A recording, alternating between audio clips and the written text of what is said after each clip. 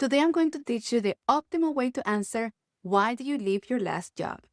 This is a fear question because depending on your situation, it can feel like a trap. But here's what I need you to understand before we go any further.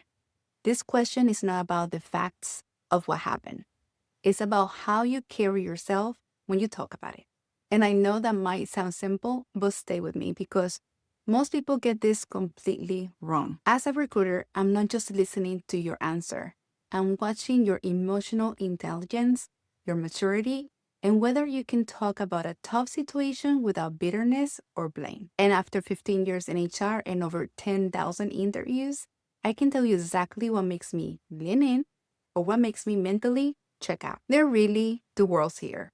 You either left on your own terms or the company made that decision for you. And I know that the second one is harder to sit with, so we're going to spend real time there today. Let's start with the easier one first. You left voluntarily. When you choose to leave, here's what I'm listening for.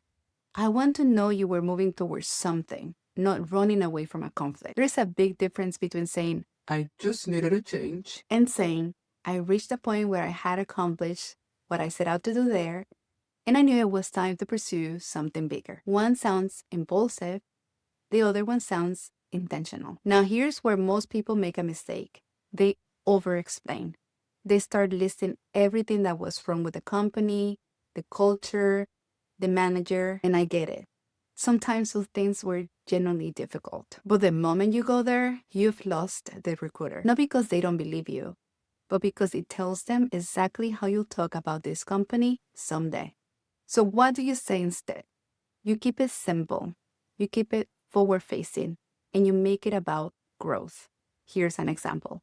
I really value my time there and I'm proud of what I built, but I reached a point where the opportunities for growth were limited, and I knew I needed to be intentional about my next step. That's actually what drew me to this role. See, you honor the past, you show self-awareness, and you immediately connected it to them. That's the move.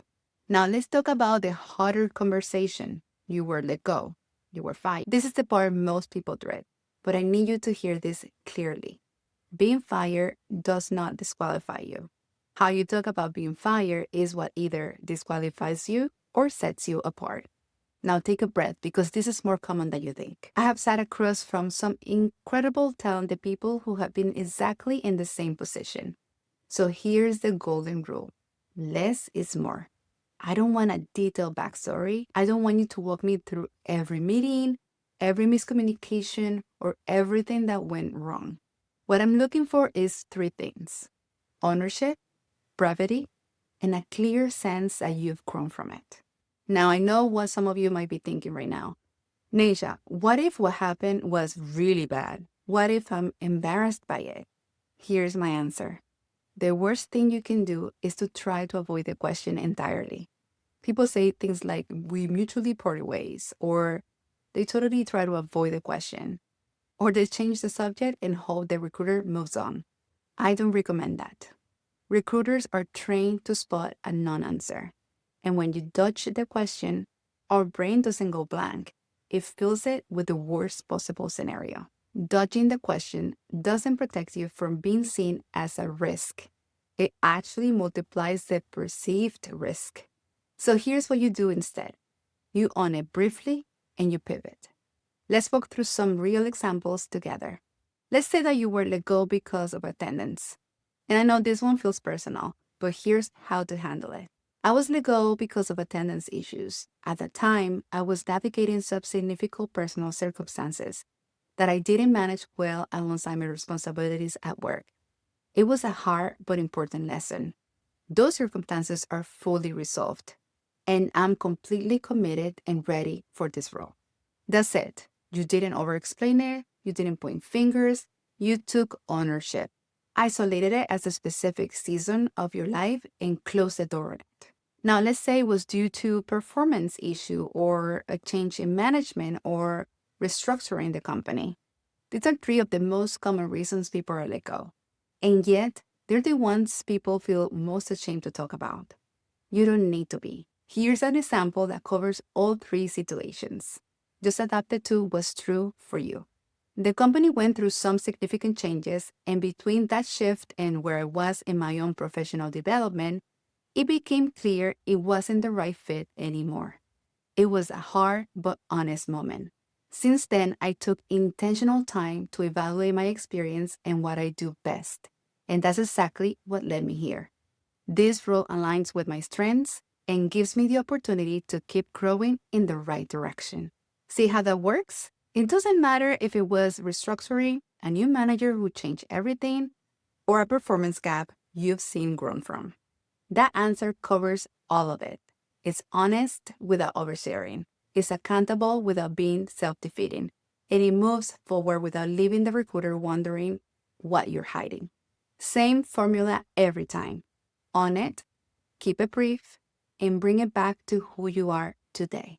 Now, I want to share something that completely changed how I see this question.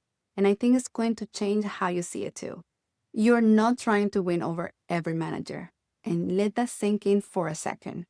If a hiring manager is so rigid that they cannot accept a well-handled, honest story of personal growth, they will have been an absolute nightmare to work for anyway. Think about what happens if you hide the truth, get hired, and then later find out during a background check or a reference call. They will find a reason to let you go. Not for what happened at the old job, but for dishonesty. But when you show up transparent and mature, you're not just answering a question. You're filtering for the kind of leader who values integrity and real human experience. The ones who create environments where people actually grow. When you dodge the question, you hand over control of the narrative. The moment you shift your eyes or give a vague non-answer, here's what I'm actually thinking. What are they hiding? Did something serious happen? Is there a lawsuit involved? That's not exaggeration. When you leave a blank space, the human mind fills it with the worst possible scenario. Every single time. And here's something most recruiters won't tell you. We're trained investigators. We notice everything, and here's the difference. When you try to dodge, you feel anxious, defensive, waiting for me to press for details you don't want to give. And I will press, because that's my job. But when you own your story, you feel grounded. You state the truth briefly, bring it to what you learn, and hand it to me with confidence.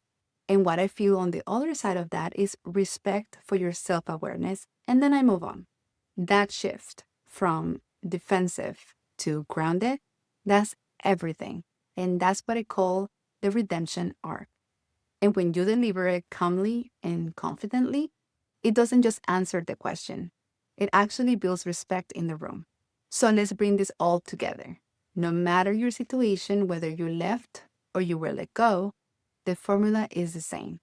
Own it, keep it brief, pivot to the future, never badmouth, never dodge, never over-explain, and deliver it like someone who has processed it, grown from it, and is fully ready for what is coming next. Because that's exactly the kind of person a great company wants on their team. And more importantly, it's the kind of person you already are. If this video helped you or enjoyed this video in any way, I would love your support by just hitting the like button and share a comment. Just ask me any questions that you might have, any interview questions you usually have any trouble with.